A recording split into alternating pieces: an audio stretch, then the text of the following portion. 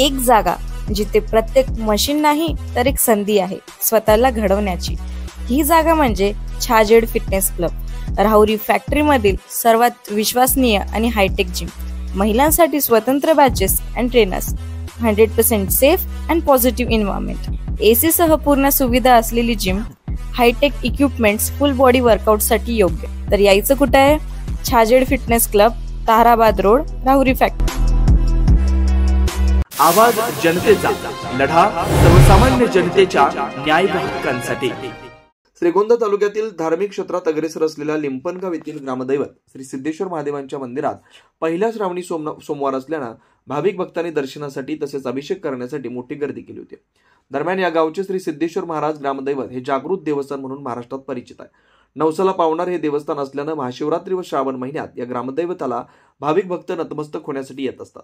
अनेक भाविक भक्तांना या जागृत देवस्थानचा साक्षात अनुभव आल्यानं श्रावण महिन्यात प्रत्येक व्यक्तीला महाभिषेक घातल्याशिवाय मन शांती होत नाही असं भाविक बोलून दाखवतात।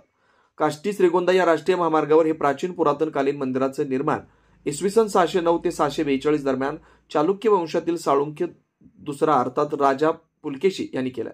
आज 28 जुलै रोजी पहिला श्रावणी सोमवार असल्यानं पंचक्रोशीसह तालुक्यातील अनेक भाविकांनी दर्शनासाठी सिद्धेश्वर महाराज मंदिरात अलोट गर्दी केली होती। या मंदिराचे वंश परंपरागत सनदधारक पुजारी श्री शिवप्रसाद गुरव व ज्योतिष विद्यावाचस्पती सौरभ शिवप्रसाद गुरव पिढ्यानपिढ्या या मंदिरातील दैनंदिन नित्यपूजा अर्चा आणि व्यवस्थापन पाहत असून परंपरेनं मंदिराचं धार्मिक महत्व आणि जपण्याचं काम त्यांनी केलंय। आवाज जनतेसाठी गणेश कांबळे, श्रीगोंदा। नमस्कार, मी सौरभ शिवप्रसाद गुरव। आम्ही या सिद्धेश्वर मंदिराचे वंश परंपरागत सनदधारक पुजारी आहोत। या मंदिरामध्ये भाविक भक्त दूरदूरवरून येत असतात, नवस्फूर्तीसाठी येत असतात। भगवान सिद्धेश्वरांचे हे मंदिर जागृत असून नवसाला पावणारे महादेवांचे हे मंदिर आहे। मंदिर अतिशय प्राचीन असून चालुक्यकालीन चालुक्य वंशातील राजा पुलकेशी साळुंक्य दुसरा यांनी या मंदिराचे निर्माण 609 ते 642 दरम्यान केलेले आहे। या मंदिराचे पूजा अर्चा आणि व्यवस्थापन हे आमच्याकडे पिढ्यानपिढ्या आलेले आहे। 7 पिढ्यांपासून आम्ही या मंदिराची पूजा अर्चा करत आहोत। 609 ते 642 दरम्यान केलेल्या या मंदिराचे बांधकाम हे अतिशय नक्षीदार असून सुंदर आणि सुबक अशा मूर्तींची गणना या ठिकाणी मूर्तिकारांनी केलेली आहे।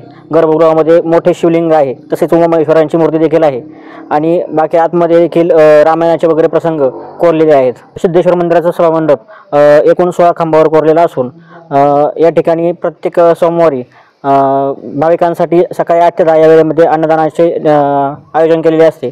खिचडीच्या महाप्रसादाचे वाटप सकाळी 8 ते 10 या वेळेमध्ये होत असते। तसेच दूरदूरवरून मुंबई पुणे या भागातून तसेच लांब लांबून महाराष्ट्रातून बरेचसे भाविक भक्त या ठिकाणी नवस्फूर्तीसाठी महाशिवरात्रीला यात्रेच्या वेळी येत असतात। महाशिवरात्रीला मोठी यात्रा भरते। महाशिवरात्रीपासून 3 दिवस सलग यात्रा असते। महाशिवरात्रीला दिवसभर भाविक भक्त अभिषेक करत असतात। त्यानंतर दुसऱ्या दिवशी पालखी मिरवणूक वगैरे असते। त्याप्रमाणे आज श्रावणी सोमवारमुळे बऱ्याचशा भाविक भक्तांनी अभिषेकाचा लाभ घेतलेला आहे। सकाळपासून मंदिरामध्ये अभिषेक वगैरे चालू आहेत। भाविकांच्या कडून ऐकण्यात येते की भगवान सिद्धेश्वर हे नक्कीच नवसाला पावणारे असून मनातील कुठली इच्छा या ठिकाणी बोलली तर ती पूर्णत्वास जाते आणि तो नवस्फूर्तीसाठी भाविकांना या ठिकाणी वर्षभराच्या आतमध्ये यावेच लागते। असे हे सिद्धेश्वराचे मंदिर अतिशय प्राचीन आणि जागृत आहे। दरवर्षी श्रावण महिन्यामध्ये सप्ताहाचे आयोजन केले जाते। अखंड हरिनाम सप्ताहासह ग्रंथराज ज्ञानेश्वरी पारायण सोहळा या ठिकाणी सुरू असतो। 7 दिवसाचा हा अखंड हरिनाम सप्ताह, यामध्ये मोठमोठ्या कीर्तनकारांची कीर्तने, प्रवचने तसेच हरिपाठाच्या कार्यक्रमाचे आयोजन केलेले असते। यासोबत सायंकाळी जागर वगैरे प्रत्येक ग्रामस्थांमधून केला जातो, पंचक्रोशीमधून। नवनवीन घडामोडी आणि सत्य बातमी पाहण्यासाठी आजच आमच्या YouTube चॅनलला सबस्क्राईब करा, शेअर करा आणि लाईक नक्की करा।